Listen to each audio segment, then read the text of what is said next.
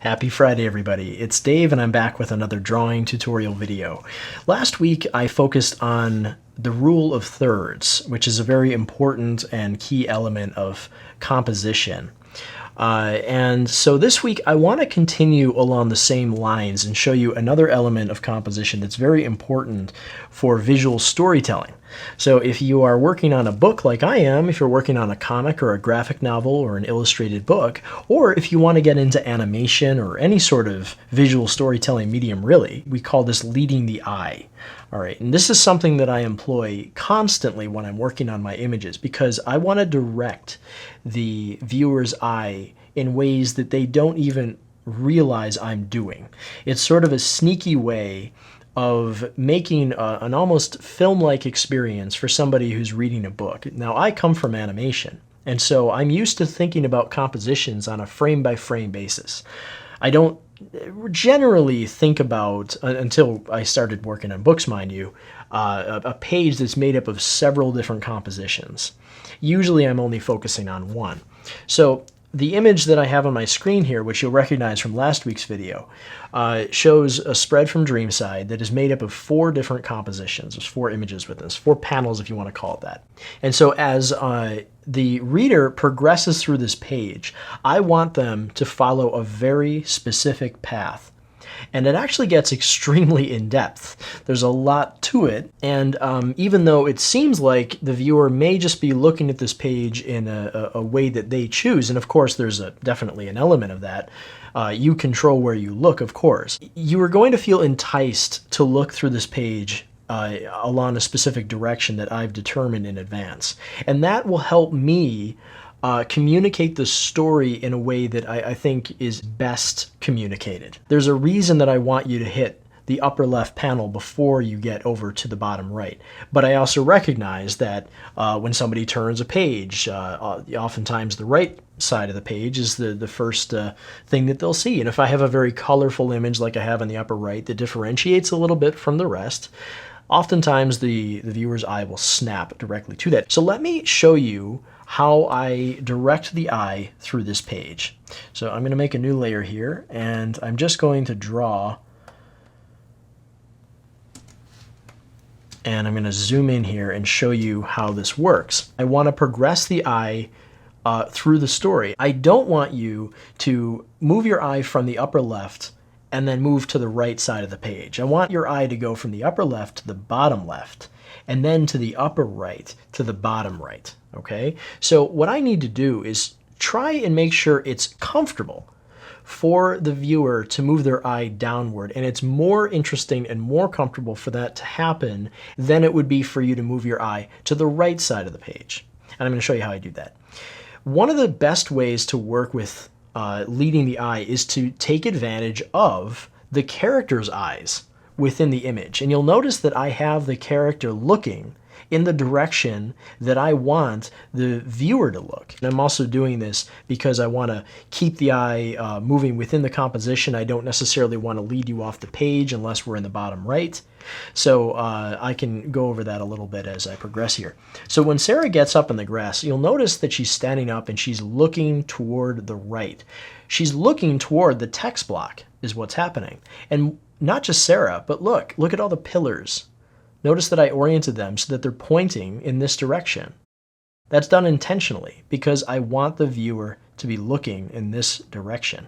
I want them to start with this image of Sarah. Then I want you to read this block of text. Okay? Now, when you finish this block of text, naturally you move from the top to the bottom.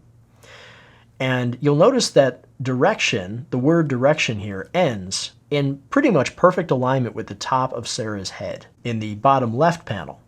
So when we reach Sarah's head and we move our eyes down toward her face, notice that her eyes are looking toward this block of text. All right? So what's going to happen with the viewer, hopefully, is that when we reach her face, we're going to see her eyes, and then we're going to move over to read this block of text. And once we finish reading this block of text, notice how I've placed this pillar here on the left. This provides a sort of barrier in a way that will keep the eye from tripping out over the page.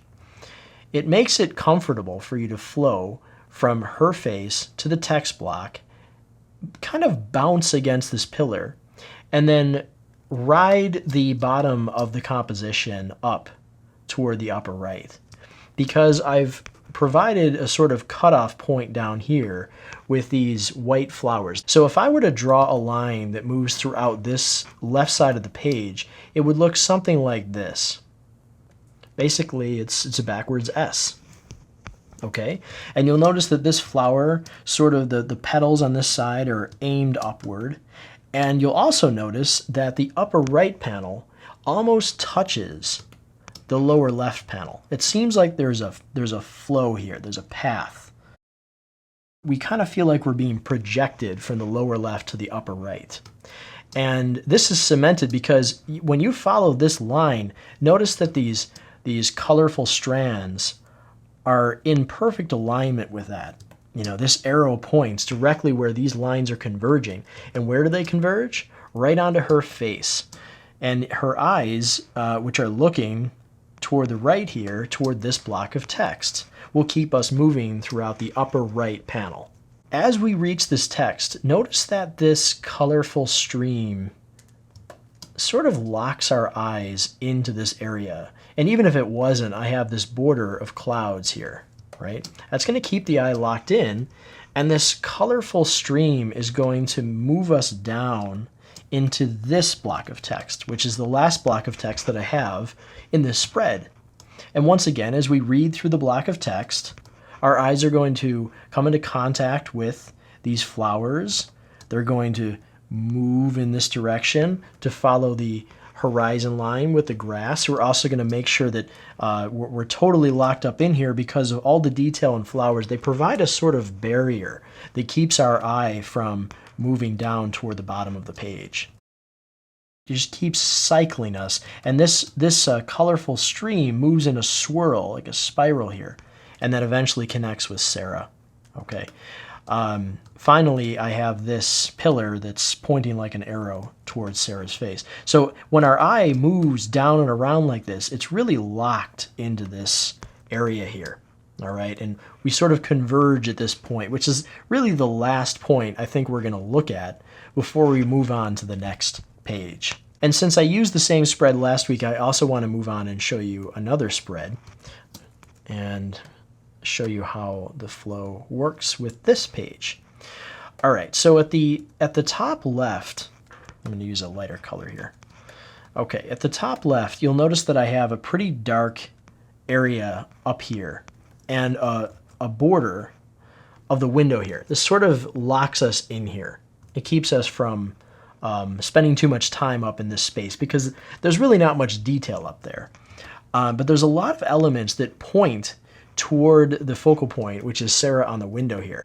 I've got these just little abstract things that I do in the window here where they're these kind of shimmery lines, but they do serve a purpose. They don't just look pretty, they point down towards Sarah. Her mobile, which is dangling from the ceiling, points down toward her. I have this line of the window, which directs our eye toward her from the top of the image, but also from the left side.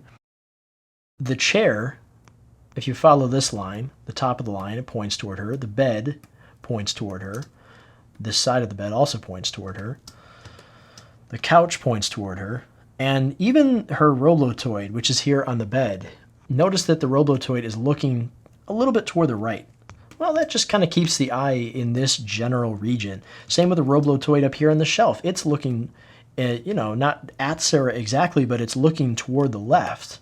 Okay, and by going to a pretty dark area here before we get off over to the right side of the spread, it makes sure that the eye is going to stay constrained within this general region here. So why did I aim her toward the left? Well, the reason is because the text block is on the left. It's to her left. And I want the viewer to see her before they read the text block because I want them to feel the content of the image before they read the text, because the text adds to the image, in this case, rather than the other way around. And so having nothing left to do, eventually you'll progress over to the right side of the page. Okay, and this is pretty much the same deal. Notice that her eyes look toward the page. And she's angled in such a way where it's leading the eye not only to the page, but it continues right off into the text block. You'll notice that I angled her legs in such a way that they are pointed upward. That's not an accident. And I even turned her toe up here a little bit. So there's a lot of little tiny pieces here that point in the direction that I want your eye to progress from Sarah to the text block. You can see that I have, even in the abstract, detail around her body here with these colors that flow. They sort of point a little bit. It's very subtle, but it's there. Even the shadow line that's projected on the wall points toward the text. Okay, so when we reach the text block, we progress down. And of course, the next thing that we touch, which is almost immediate, is the top of her sketch pad. And that will just flow your eye directly down to her hands.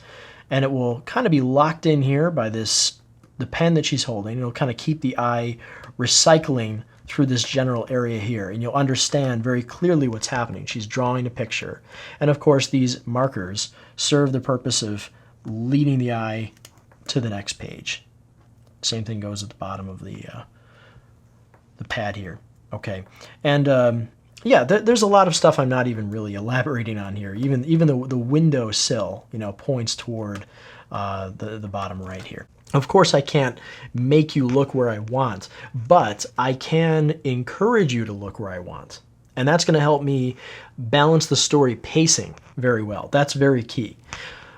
Because there are certain panels that I want you to look at for a longer period of time. I would be happy if the viewer spent a little bit more time looking at Sarah here than they do maybe with the drawing of the dream girl here on the page, because what she's drawing is really less important than the fact that she is drawing, okay? And that is best conveyed here, where we see not only is Sarah drawing, but she's drawing in her patient room. She's sitting in her window. She's got her sketch pad. She's got her markers. She's listening to music. You can see that the IV pole is connected to her PIC line. There's a lot of things conveyed here that describe Sarah as a character and describe her experience of being in the hospital. So I hope this wasn't too confusing for you, and it gives you a pretty good idea, at least an introduction to some of you, about leading the eye and how important it can be in terms of visual storytelling. And I do hope that you caught last week's video about the rule of thirds. If you haven't, click the link at the bottom of the video and go back and check out that rule of thirds video. And I plan to continue talking about composition in the future. But these first 2 points, the rule of thirds and leading the eye, I think are two of the most important, certainly the first two that pop to mind when I consider composition. All right, so once again, as I always say, thank you so much for stopping by. Leave your comments below. Hit that subscribe button. You can find me on my website, www.dmcombo.com, and you can send me a message and show me what you guys are working on. I really want to know more about the projects that you are working on, and you, of course, inspire me by sharing with me your own ideas, and I hope that I can be a source of inspiration for you as well. So thanks for watching, and we'll see you next time.